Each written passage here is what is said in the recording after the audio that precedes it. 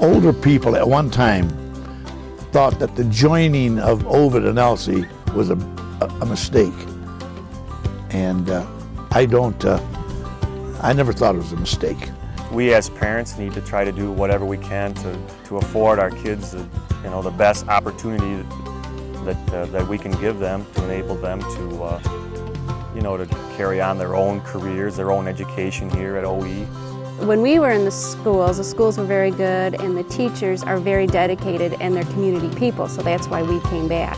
I know with the middle school, the bond issue that was passed a few years back, the district did an excellent job spending the money very efficiently and very appropriately. And we've got a state-of-the-art facility for less money than other districts around us have spent on their bond issues. Is education important? Oh yeah, oh yeah.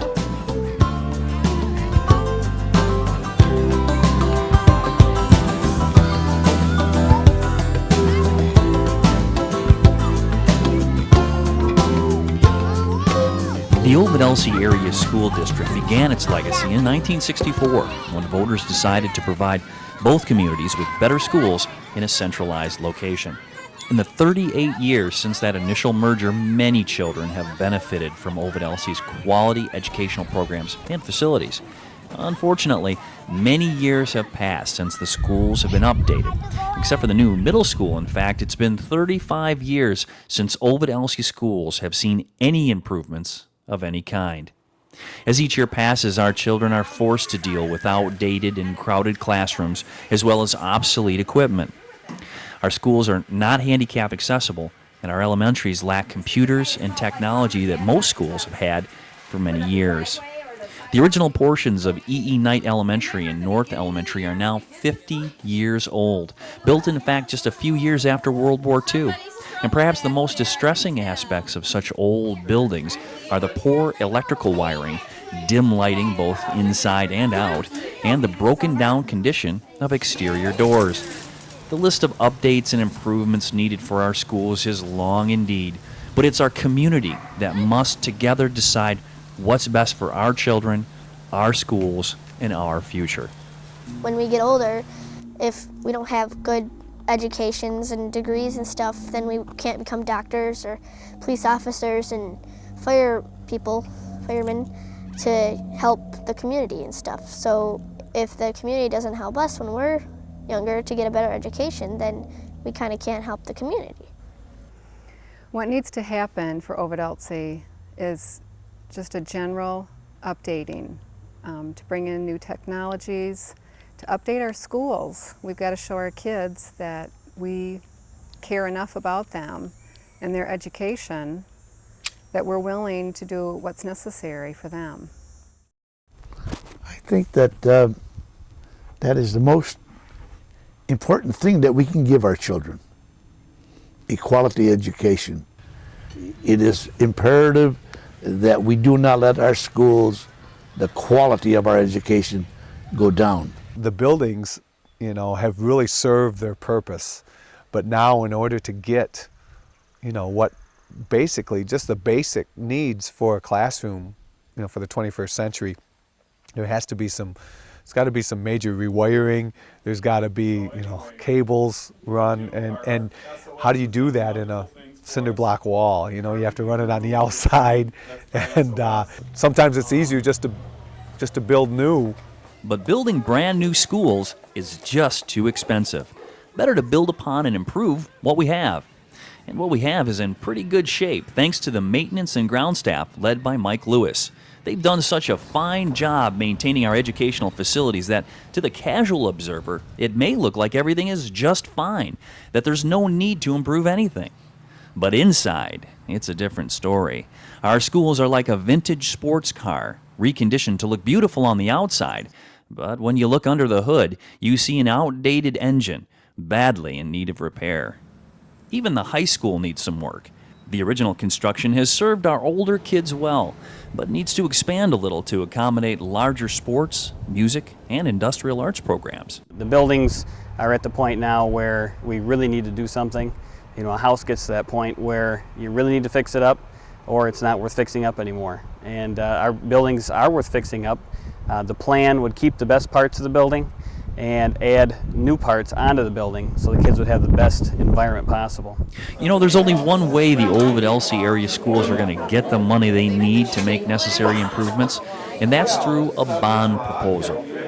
Over 200 concerned community members have worked since last fall to help develop the current bond proposal that you'll vote on September 24th. It began with a tour through E.E. Knight, Leonard, and North Elementaries and concluded with the high school. Parents and community members were shocked to see the conditions that young children had to deal with day in and day out. Why do our schools need updating?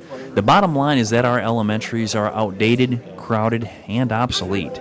The electrical wiring is completely inadequate for even the most basic uses, and none of the elementaries are handicapped accessible.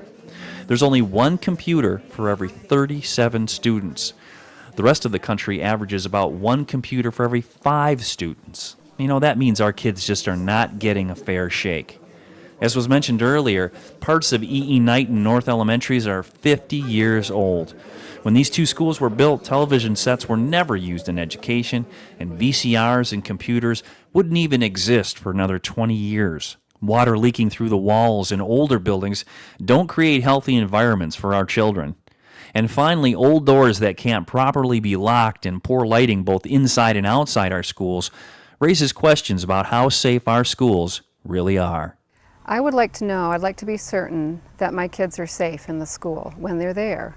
And the doors, I know at North Elementary, are not able to be locked from the outside. Unless everybody's out of the building, then they have to just put chains on them. I don't understand how that's gotten to that stage. Although the high school was built more recently, no one could have foreseen the needs that our children face today. The kids have to use a small, unventilated storeroom as a weight room. They've nicknamed it the sweat box. The girls' locker room was designed to house a maximum of 50 students. Last year, over 175 girls participated in sports. Our award-winning band and choir programs desperately need more space for instruction and storage of equipment, instruments, and uniforms. The same is true for our industrial arts program. Limited space in our wood shop restricts our students from having the needed room to safely work on their projects. Once again, it's important to know that this bond proposal was community-driven. And when it came down to the final decision on what the plan would be to renovate our schools, over 200 citizens of Ovid-Elsie agreed on the following. Part 1 of the bond proposal is for the elementary schools.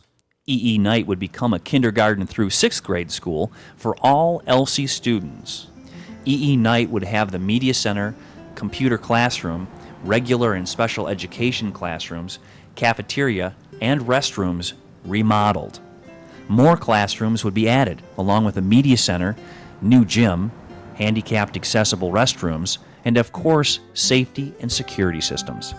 Leonard Elementary would become the kindergarten through 6th grade school for Ovid students. Classrooms would be remodeled along with restrooms and cafeteria. New construction would include additional classrooms, media center, gym, music rooms, handicapped restrooms, and a safety and security system. North Elementary would be remodeled to include handicapped accessible restrooms and would be primarily used as a community services building. Part 2 of the bond proposal offers this. The high school would be remodeled to include band and choir rooms, kitchen, locker rooms, and restrooms. Added to the school would be an industrial arts room, weight room, multi-purpose room, and a safety and security system.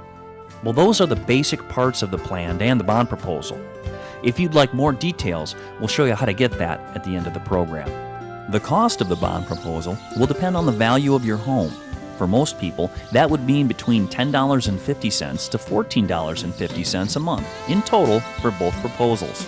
Now think about that for a minute. For less than it would cost one person to go to a movie, get a drink and some popcorn these days, for less than lunch for the family at McDonald's, for about the same price of one large pizza with everything on it per month, the children in your community can have excellent schools. Schools that give them the quality education they need to make it in today's world. The first thing you say when you hear maybe taxes or bonds is, we can't afford it, or can we afford it? Well, I guess you need to put it in perspective of can we afford not to have it? Yeah, it is hard to convince other people that don't have kids, or like our parents who are retired and aren't going to have any more kids in the school system. I think for those people, I would just try to remind them how important it was when their kids were in there to keep things up to date. And I know back when we were in school, technology wasn't as important, but now it is. They may not think so, but when these guys are graduating, it's going to be very important. So please vote on September 24th. This levy is tax deductible and may be reduced by the homestead credit for senior citizens.